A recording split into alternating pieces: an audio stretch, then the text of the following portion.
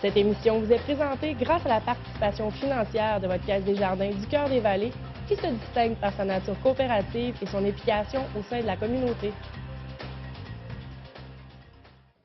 Ce soir en manchette, le projet du terrain synthétique avance à bon train, semaine de sensibilisation à la persévérance scolaire, et la boxe, un sport à découvrir.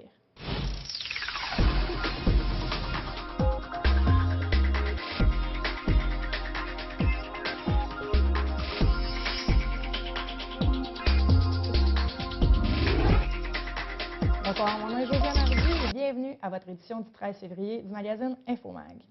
Jeudi, la journée du sport avec François Croteau, qui viendra nous visiter plus tard dans l'émission, mais débutons par une mise à jour pour le terrain synthétique à l'école secondaire Hormidas-Gamelin. Rappelons que le gouvernement du Québec avait refusé la demande de financement du projet. Tous les partenaires, bien que très déçus, se sont rassemblés pour faire un montage financier. Au total, il manque près de 1 million de dollars afin de boucler ce dit montage. Après avoir reçu une bonne nouvelle de la part de la Ville de Gatineau, à savoir que le statu quo sur la question du Fonds des communautés, ce qui confirme la somme de 750 000 $, les partenaires se tourneront prochainement vers le secteur privé. On peut écouter le président de la commission scolaire au Cœur des Vallées, M. Sylvain Léger, nous donner plus de détails sur les prochaines actions. Le terrain, présentement, on est à finaliser le montage financier des coûts que ce gros projet-là va engendrer. On est à finaliser ce dossier-là et la prochaine étape par la suite, ça va être d'aller chercher les partenaires financiers pour le manque à gagner. On a reçu une excellente nouvelle. On a attaché les sommes avec la Ville de Gatineau, donc c'est 750 000 $. C'est une grosse partie. L'ange gardien, donc on est à la hauteur du million. Il nous reste maintenant la deuxième partie, mais il faut vraiment chiffrer le projet avant de pouvoir identifier la somme du manque à gagner. La table de développement social de la Basse-Lièvre a tenu sa demi-journée de mobilisation le 12 février dernier. La prochaine rencontre aura probablement lieu au mois de mai. Les 27 participants ont assisté à des présentations sur des sujets divers, tels que la création d'un marché ambulant. Le sujet chaud de la demi-journée de mobilisation demeure le transport. Une étude est en cours par Mobio afin d'analyser les besoins communautaires pour le secteur. La Société de transport de l'Outaouais sera également invitée à la prochaine rencontre afin de discuter avec les intervenants.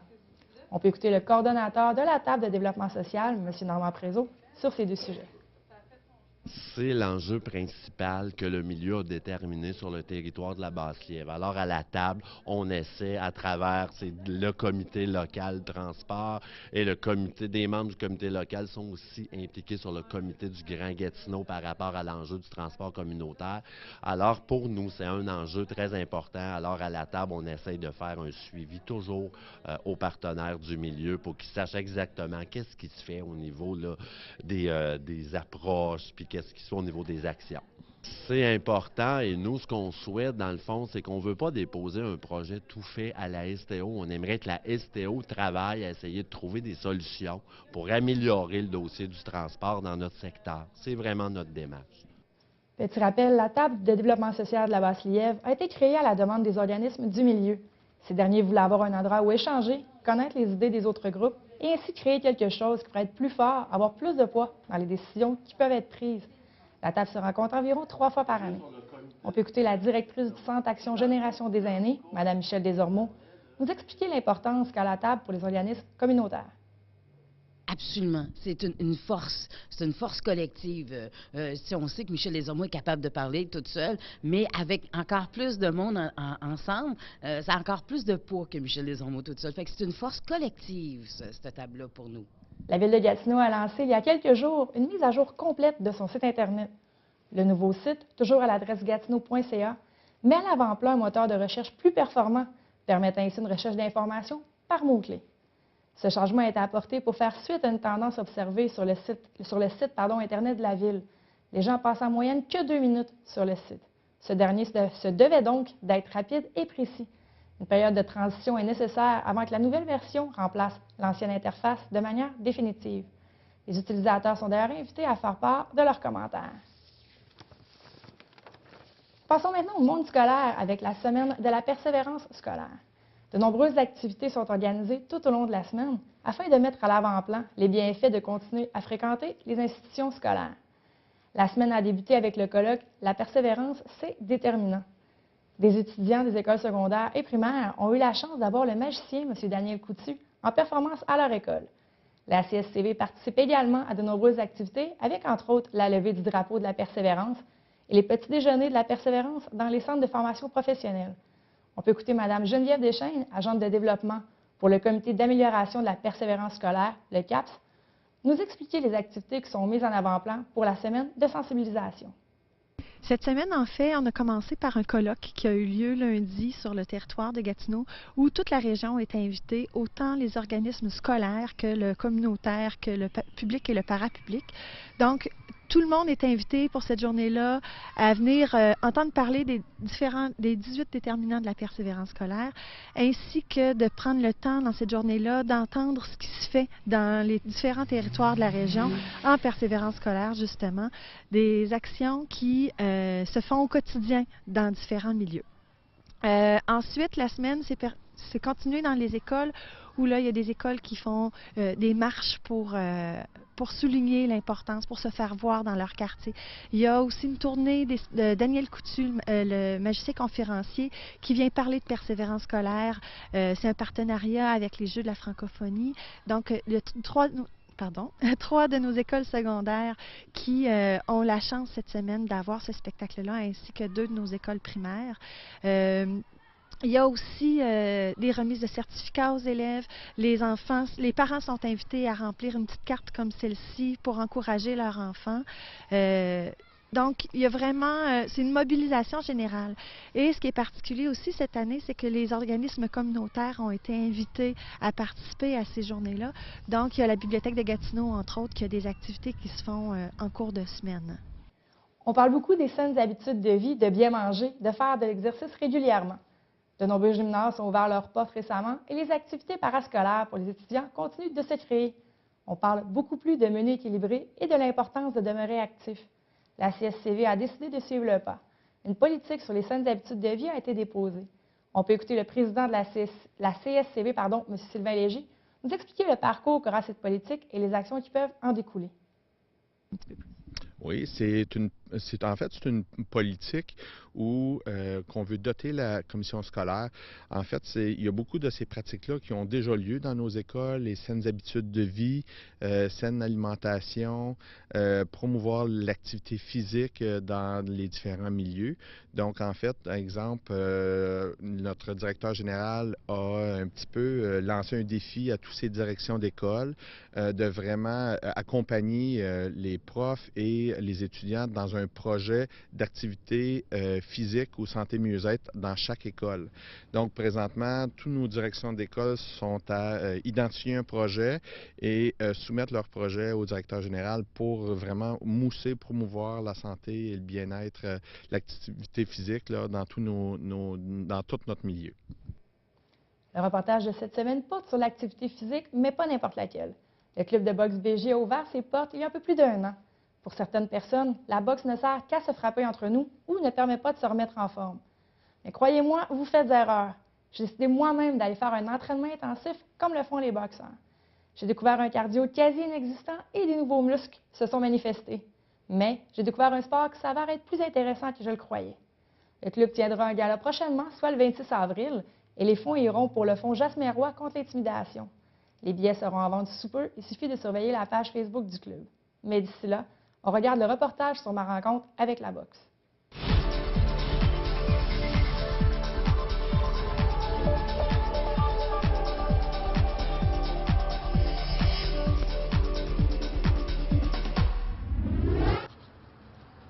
Le club de boxe BG a ouvert ses portes il y a un peu plus d'1 an et les inscriptions continuent d'affluer en grand nombre. Lors de combats par les Jean Pascal ou les Luciane Boutet, les inscriptions montent en flèche dans la semaine suivante. Mais ne s'improvise pas boxeur qui veut. On ne peut monter sur le ring et faire un combat en claquant des doigts.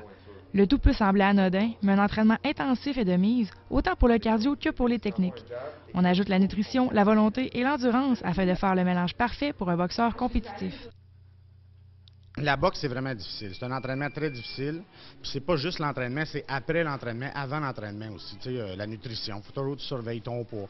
Tu es toujours mieux de te battre un poids santé, mais plus bas que la normale. Ça fait que ça, c'est toutes des affaires. C'est un mode de vie. Tu sais, c'est tout le temps. Il faut que tu te couches de bonne heure. Si tu es capable d'aller jogger, c'est encore mieux. Fait que quelqu'un qui aime vraiment là, ce mode de vie, embarquer dans quelque chose, dans sa bulle, ça va faire un bon boxeur. Les entraîneurs sont sur place afin de vous enseigner les bonnes techniques. Il ne suffit pas de frapper sur un sac et espérer que ce dernier ne revienne pas trop rapidement. Tout au contraire. On débute par le cardio pour ensuite comprendre et assimiler les directs, crochets, jabs et autres coups. S'ensuit les jeux de pied et déplacements pour ensuite mettre les gants et s'exercer sur des cibles. Les filles auraient plus de facilité que les messieurs avec les techniques et déplacements. Souplesse féminine est dans la cause. Bien, je te dirais que c'est un sport de hanche, puis de bouger, puis il faut pas être...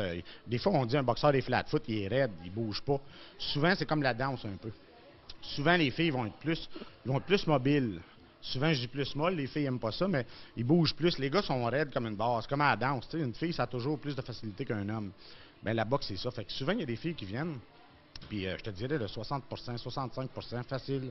Ici, les membres, c'est des filles. Puis souvent sont meilleures. Puis ceux qui sont bonnes, très bonnes, sont plus belles à regarder qu'un beau boxeur, souvent. Parce qu'il est encore plus mobile qu'un bon boxeur mobile. L'entraînement de boxe semble plus facile qu'il l'est réellement. Vous allez découvrir endurance, force, volonté, mais surtout des muscles dont vous ignoriez l'existence. Avec les nombreux exercices sur cible, sac ou ballon, la pratique prend une place de choix dans la vie des boxeurs. Certains la pratiquent pour se remettre en forme, certains comme activité récréative, et d'autres dans le but de monter sur le ring et de faire des combats. Mais je te dirais 2, 3, 4, 5, 6 mois peut-être avant de faire un premier combat. Puis au début, après, qui est vraiment prêt, autant défensivement qu'offensivement, surtout défensivement, je dirais. On va le voir en sparring. On lui fait faire des combats arrangés ici avec un autre boxeur du gym. Puis là, tout dépend de la façon qu'il se défend. S'il se défend convenablement, on va y aller. On va faire un combat. Mais avant ça, non, on continue. Malgré un parcours qui peut sembler long et essoufflant, la boxe permet de canaliser l'énergie et permet de s'évader, de se défouler le temps d'un entraînement. Offrant une alternative à l'entraînement traditionnel, le club de boxe fait découvrir une nouvelle manière de se mettre en forme. Et avec le nombre d'inscriptions qui grimpe en flèche, il est à parier que de nombreux boxeurs et boxeuses se découvriront une nouvelle passion. J'en ai parlé plus tôt dans le bulletin, les saines habitudes de vie doivent faire partie prenante de nos journées, autant chez les plus jeunes que chez les personnes âgées.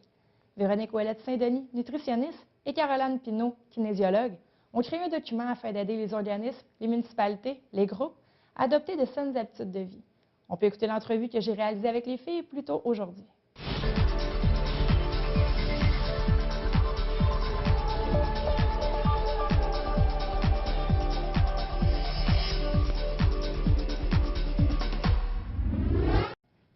On est avec Caroline Pinault et Véronique Ouellette-Saint-Denis, les deux du C3S. Je vais commencer avec toi, Véronique. On va parler des saines habitudes de vie. Dans le fond, qu'est-ce qu'une saine habitude de vie? Bien, en fait, les saines habitudes de vie, c'est un ensemble d'habitudes qu'on décide de prendre qui vont avoir un impact favorable sur notre santé. Principalement, on parle d'une saine alimentation, donc d'avoir des bonnes habitudes alimentaires, de suivre un petit peu le guide alimentaire canadien, sans oublier les aliments d'exception, mais pas trop souvent. Puis on va parler aussi beaucoup d'avoir un mode de vie physiquement actif. Donc, autant dans nos transports, dans nos loisirs, dans notre travail, d'essayer d'être actif physiquement. De façon plus globale, on peut parler aussi de ne pas fumer ou de ne pas avoir de fumée, de tabac dans notre environnement, d'avoir une bonne hygiène bucco-dentaire. Ça peut être aussi au niveau un petit peu du stress, mais on va vraiment plus se concentrer sur l'alimentation puis l'activité physique. Pourquoi c'est important? Parce que c'est un grand déterminant de la santé. Je pense qu'on en entend beaucoup parler dans les dernières années. Il y a beaucoup de maladies chroniques, une épidémie d'obésité, diabète, cancer, etc. Puis avoir des bonnes habitudes de vie, bien, c'est sûr que ça ne règle pas tout, mais c'est de mettre beaucoup de chance de notre côté là, pour vieillir en santé. Caroline, tu es kinésiologue. Oui. Juste pour ceux qui ne seraient peut-être pas habitués d'entendre ce métier-là, ton métier, c'est quoi? Oui, bien, c'est un peu un nouveau terme, un nouveau métier qui fait sa place depuis une dizaine d'années dans le milieu. Dans le fond, le kinésiologue, c'est le professionnel de la santé, spécialiste de l'activité physique. Donc, vraiment. Vous travaillez de pair depuis quelque temps. Comment vous vous rejoignez tous les deux? Comment la kinésiologue rejoint la nutritionniste? Bien, je pense que ça va de soi que la saine alimentation complète le mode de vie physiquement actif. On voit de plus en plus que l'un ne va pas sans l'autre. Souvent, on parlait de saines habitudes de vie. On remarque que les gens qui sont physiquement actifs souvent ont une saine alimentation. Une personne qui fait une démarche qui veut changer son environnement, ses saines habitudes de vie, qui veut changer sa façon d'être, bien souvent, elle va faire une démarche en mode de vie physiquement actif et en saine alimentation. Et on se complète vraiment sur plein de domaines, là, sur plein de points. Tu m'apportes un point, tu parles de changement, justement, les gens qui veulent avoir un changement dans leur vie. Vous avez ici un document que vous avez créé, un soutien à l'implantation d'actions pour des saines habitudes de vie. J'aimerais ça que tu m'en parles un petit peu plus, s'il te plaît, du document. Oui, dans le fond, on a créé un document pour vraiment répertorier toutes nos actions parce que nous, on travaille davantage au C3S de Papineau au niveau populationnel. Donc, on ne fait pas d'individuel, on a vraiment un mandat au niveau de la population, donc au niveau du milieu de travail, au milieu communautaire, des écoles, des CPE et des municipalités. Donc, on a vraiment répertorié nos actions par secteur pour que les gens puissent se retrouver et voir un peu qu'est-ce qu'on pouvait faire. Donc, vraiment y aller de façon catégorique en fonction des besoins de la population et en fonction de notre mandat. Justement, les besoins de la population, Véronique, je reviens à toi. Les besoins, exemple, d'un étudiant de 2e, 3e année n'est pas les mêmes qu'une personne âgée, là. Non, c'est sûr, quand on parle de petite enfance, 0-5 ans, bien, des bonnes habitudes de vie, c'est pendant cette période-là qu'ils vont se développer. Donc, c'est crucial d'amener l'enfant à développer un mode de vie physiquement actif, une saine alimentation, au niveau de la découverte, du jeu, du plaisir, parce que les habitudes qu'il développe pendant qu'il est tout petit vont probablement les suivre jusqu'à l'âge adulte. Quand on parle du travailleur, un petit peu plus de l'adulte, bien là, pour être en mesure, dans le fond, de vivre une vie en santé, c'est très important d'avoir des bonnes habitudes de vie. Puis la personne un petit peu plus âgée, l'aîné, pour le maintien de ses capacités, pour être capable de continuer à vivre à la maison, bien, des bonnes habitudes de vie, ça va l'aider aussi à conserver là, ses capacités, là. Fait que vraiment, les besoins sont différents, donc les actions vont différer aussi là, en fonction de ça. Pour ceux qui nous écoutent dans une tranche d'âge, je dis ça comme ça, 40-45 ans, il n'est pas trop tard pour commencer à avoir des saines habitudes de vie. Il n'est jamais trop tard. Donc, l'idéal, c'est sûr, c'est de les avoir eus depuis toujours, mais il n'est jamais trop tard pour faire des changements. Puis, peu importe l'âge à laquelle on va commencer ces changements-là, ça va avoir un impact positif au niveau de notre santé. Fait qu'il ne faut pas oublier ça. Des fois, ça demande un petit peu plus d'effort, par exemple, quand on est des adultes, puis qu'on a des habitudes bien ancrées depuis qu'on est tout petit. Avoir de la volonté. Oui. Caroline, je reviens à toi. C'est un travail de longue haleine, dans le fond. Tu le dis, il faut avoir les habitudes jeunes, puis essayer de les continuer. Mm-hmm. Vous arrêtez jamais, là? Non, on est vraiment là à tous les domaines. Puis des fois, c'est difficile au niveau de la santé publique parce que c'est des résultats qu'on ne voit pas instantanément. Comme au niveau des soins, on est davantage en prévention qu'en soins.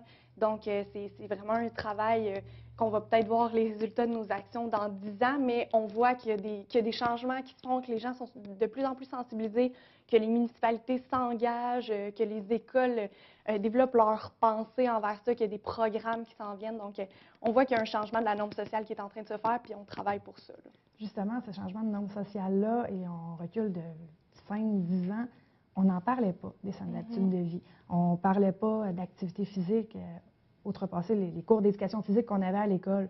Pourquoi ce changement de mentalité-là? Est-ce que les statistiques sont alarmantes? Oui, les statistiques sont alarmantes, mais il y a des choses à faire. C'est sûr que le mode de vie des gens a changé.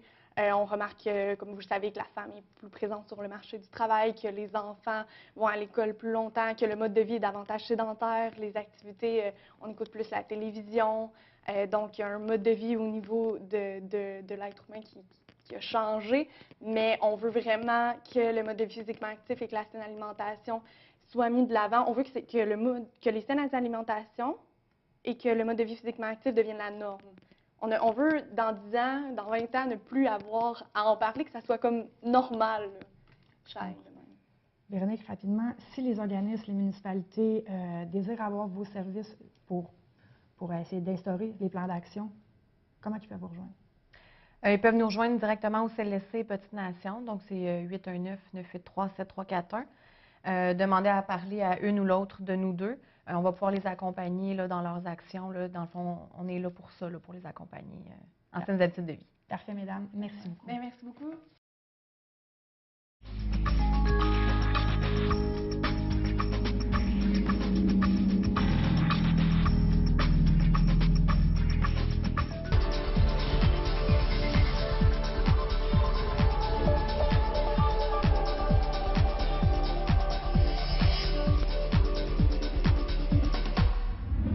Dans Dans l'heure des sports avec François. François, bonsoir. Bonsoir. On commence au hockey. Papineauville est champion. Ben oui, à leur 4e saison dans le circuit là, de la Ligue Junior C de la capitale nationale, ils ont réussi là, à terminer en première position. Alors, félicitations à toute l'organisation parce que pendant ces 4 années-là, il y a eu des saisons un petit peu plus difficiles que d'autres, donc c'est excellent. Il faut souligner aussi le travail. Là, ils ont quand même une très grosse ligne d'attaque là, qui est composée de La Rose, Saint-Jean et Francis Richard. Eux ont dominé là, le classement des pointeurs. Donc, ça augure bien. Les éliminatoires vont débuter là, dans la semaine. La semaine prochaine, là, vers la fin de la semaine, parce qu'on sait que ça se joue surtout en fin de semaine, les parties. Alors, peut-être un championnat là, pour couronner cette belle saison du côté de Papineauville. On leur souhaite plutôt. Oui. Les Olympiques sont assurés d'être en série? Oui, c'était une question là, mathématique, là, on s'en doutait. L'équipe, cependant, là, depuis, je dirais, là, 7 ou 8 rencontres, l'équipe va très bien. Il faut souligner aussi le travail d'Émile Poirier la semaine dernière. 3e étoile de la semaine. Il a amassé 8 buts, dont 4 buts lors d'une partie contre Sherbrooke et un tour du chapeau aussi en fin de semaine dernière. Alors, c'est le 5e joueur de la Ligue à atteindre le plateau là, des 40 buts cette saison. Je ne sais pas, là, c'est Équipe Canada. Regarde, c'est facile à faire. Là. Il y en a tellement de joueurs. Mais quand même, là, je pense que les Olympiques, puis moi je le dis depuis le début de l'année, ils ont une très bonne équipe. Le classement est encore extrêmement serré entre la 2e, 3e et 4e position.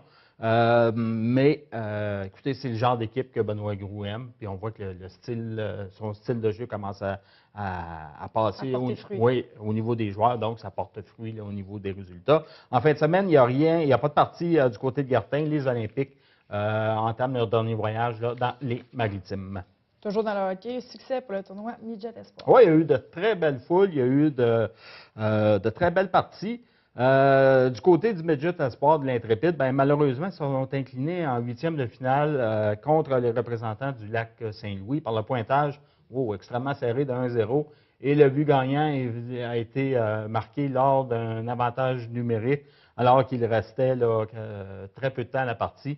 L'entraîneur Jason Burns l'avait un petit peu de travers, disons, après la rencontre. Mais qu'est-ce que vous voulez, les punitions, ça fait partie du jeu. Puis ils ont quand même là, réussi à amasser 3 victoires pendant le tournoi. Naturellement, là, lorsqu'on est chez nous, on veut se rendre jusqu'au bout. Mais ça sera pour une autre fois. Mentionnons rapidement que c'est le Collège français de Rive-Sud qui l'a emporté en grande finale par un pointage de 6-4 contre le Typhon de Québec. On ne peut pas tous les gagner, non, malheureusement. On ne peut pas. On passe du hockey à gymnastique. Oui, il y avait un très grand tournoi, une compétition de gymnastique au centre sportif en fin de semaine dernière. Ça s'appelle Élite Canada et c'est réellement ça. Ce sont les meilleurs gymnastes au niveau de la relève, mais c'est des jeunes qui ont déjà remporté. Oui, ils ont déjà remporté des succès. Donc, on s'en vient là et ils s'en viennent compétitionner devant les représentants là, de Gymnastique Canada là, pour choisir justement les équipes en fonction des groupes d'âge. Un genre de repêchage comme moi. Oui, c'est une très grosse compétition et on a un athlète là, du club Unigym qui s'est particulièrement mis en évidence. C'est Samuel Gaudet-Pellerin. Il a remporté la médaille d'or à la barre fixe et l'argent au cheval. Alors ça a ouvert des yeux à beaucoup de monde, surtout du côté là, des dépisteurs, des recruteurs de l'Équipe Canada. Alors, on sait que c'est les 6 meilleurs de chaque catégorie qui sont appelés à former l'équipe de la relève. Alors, on souhaite bonne chance à Samuel, puis un nom à retenir du côté de la gymnastique. C'est bien parti. Oui, oui. Gymnastique, on passe à l'escrime, le club Masque de Fer. Oui, on est habitué, le club Masque de Fer remporte tout le temps de très bons succès lors de tournois ou de compétitions. En fin de semaine dernière, c'est 6 épéistes qui sont montés sur le podium lors d'un tournoi du circuit québécois jeunesse qui était présenté à Montréal. Il faut souligner les performances là, de Camille Gervais, Mathieu Goyette et Camille Bilodeau qui ont remporté l'or. Et médaille de bronze pour Elliott Carrière, Maxime Cordier et Ariane Poirier. Alors, félicitations au club Masque de Fer, félicitations aussi au personnel entraîneur. C'est toujours une équipe qui performe bien. Quand même une bonne récolte. Oui, oui. Et là, qui dit temps double, pardon, dit activité extérieure. Gatineau-Lopette. Oui, ça va avoir lieu le 14, 15 et 16 février. Pardon, ça, c'est les dates de l'an dernier. Ça a lieu en fin de semaine, là, donc... C'est vendredi 14, 15... Ah, ben oui, c'est ça. C'est moi qui ai un peu mélangé. 36e édition. Écoutez, il y a 8 parcours pour... c'est pour tous les nouveaux skieurs. Hein. C'est pas simplement... Il y a un volet élite, il y a un volet participation. Il y a une course linéaire de 51 km qui va partir cette année de Wakefield et là, qui va s'en venir vers Gatineau. Ils ont également, on a innové cette année, et c'est bien ça de faire ça, il y a des circuits pour les amateurs de raquettes. Alors là, on voit que ça diversifie, puis on n'a pas besoin, là, des fois, en ski de fond, il y en a qui aiment moins ça, parce qu'en raquette, là, c'est comme de la marche. Alors, il y a des parcours initiation qui sont ouverts à tous. Une course de 2 km 5. Il y a un 5 km et un 10 km aussi. Alors, écoutez, je ne sais pas si on peut encore s'inscrire, parce que là, c'est comme en dernière minute, mais moi, je pense que pour la raquette, il doit rester de la place. Présentez-vous là au terrain de Montbleu, puis vous allez voir en fin de semaine comment ça va se dérouler. Sûrement avec les nouveaux équipements, on ne parle plus des raquettes en bois avec de la babiche dans le milieu. Non, c'est très sophistiqué maintenant, oui. Et on peut en parler. Si vous n'avez pas de raquette, vous pouvez en louer. On peut en louer. Oui. Tu m'attrapes, là. Oui. Avec la carte Accès Gatineau? Non, mais Sport Échange Outaouais, eux autres, vous louent ça pour la journée, pour la semaine, la fin de semaine, le mois, la saison. Il n'y a pas de raison. Puis en fin de semaine, je pense qu'on annonce très beau. Il n'y aura pas le 40 cm de neige. Ça pour les États-Unis. Oui, c'est ça. Rapidement environ, je te dirais peut-être une petite minute Samonatique, complexe Branche-Ouvrière. Oui, bien cette année, c'est du 6 au 9 mars. On sait que ça avait l'habitude de se tenir aux promenades de l'Outaouais. Maintenant, les promenades, cette année, c'est en rénovation. L'an dernier, on avait tenu le salon au Palais des Congrès, mais les exposants avaient eu des problèmes avec... le débarquement, oui, puis tout le monde avait eu des contraventions. Là, on s'en va du côté du complexe Branche-Ouvrière. Jacques Brabant, qui est l'organisateur, lui, est enchanté de ça. C'est la 35e édition. Je rappelle les dates, 6 au 9 mars. Pour ceux qui n'ont pas vu le complexe encore, ça va être une bonne chance d'y aller. Belle façon d'y aller. Oui. Malheureusement, tout le temps qu'on a. Merci beaucoup, François. Et vous, je vous rappelle, si vous avez des suggestions de reportages, des suggestions de nouvelles, de commentaires, vous ne gênez pas, vous m'écrivez à nouvelles, NOUVELLES, @tvc.qc.ca. Ça me faire un plaisir de vous lire, de vous répondre. Les reportages, c'est vraiment ouvert sur tout sujet divers, que ce soit le sport, vous ayez une passion, que vous ayez un talent, un don particulier. Écrivez-moi nouvelle au pluriel @tvc.qc.ca. Sur ce, je vous souhaite une bonne soirée. On se retrouve mardi prochain.